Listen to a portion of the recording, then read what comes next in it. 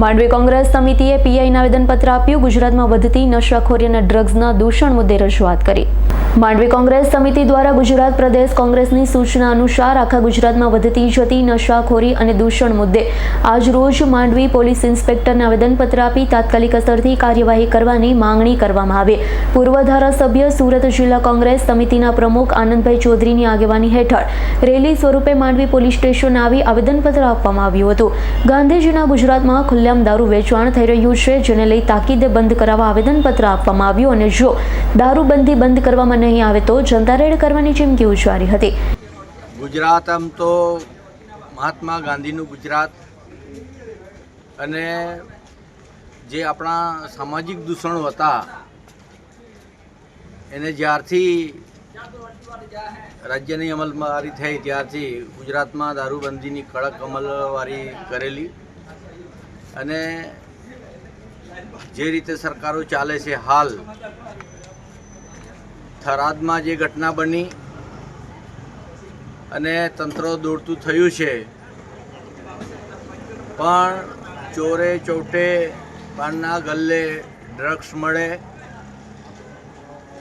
અબજો કરોડો રૂપિયાનું ડ્રગ્સ બંદર પર ઉતરે ગુજરાતના દરિયા કિનારે, પરંતુ ક્યાં જાય છે અને કેવી રીતે એનું વહન થાય છે એ સરકારની જાણ બહાર છે. પરંતુ એકાદ કન્ટેનર પકડાય અને 100 કન્ટેનર ગુજરાતમાં ઘૂસે છે. તો આ પરિસ્થિતિ ગુજરાતની જે ઉડતા પંજાબની પરિસ્થિતિ હતી એવું ઉડતા ગુજરાત થઈ ગયું છે. અને જે દારૂબંધીની કડક અમલવારી હતી એ પણ સદંતર નિષ્ફળ ગઈ છે.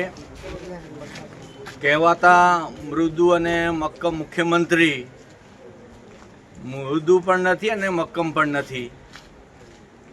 અને જે રીતે ગુનેગારોને પકડીશું, કોઈ ચમરબંધી નહીં છૂટે એવા જે ફાકા ફોજદારી ગૃહમંત્રી કરે છે, પણ કોઈ ચમરબંધીને છોડી નહીં એમ કે પણ કોઈને પકડે તો ચમરબંધી નહીં છૂટે.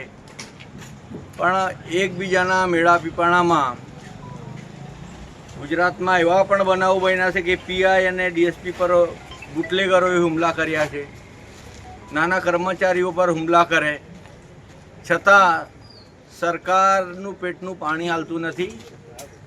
અને ગુજરાતનું જે યુવાધન છે એ ડ્રગ્સના રવાડે, ગાંજાના રવાડે અને દારૂના રવાડે ચડ્યું છે. ને ખાસ કરીને ઇલેક્શનોમાં પણ જે રીતે યુવાનોને પટાવી ફોસલાવીને દારૂના રવાડે ચડાવવાનો જે ભાજપનો કારસો છે એ પણ ખુલ્લો થયો છે.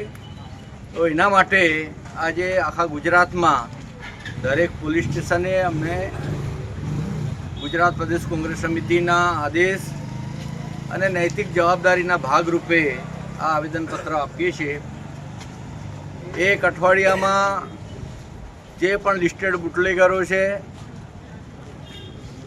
ડ્રગ્સના પેડલર છે, એ ધરપકડ નહીં થાય અને બદીઓ ઓછી નહીં થાય તો અમે પણ જનતા રેડ કરીશું.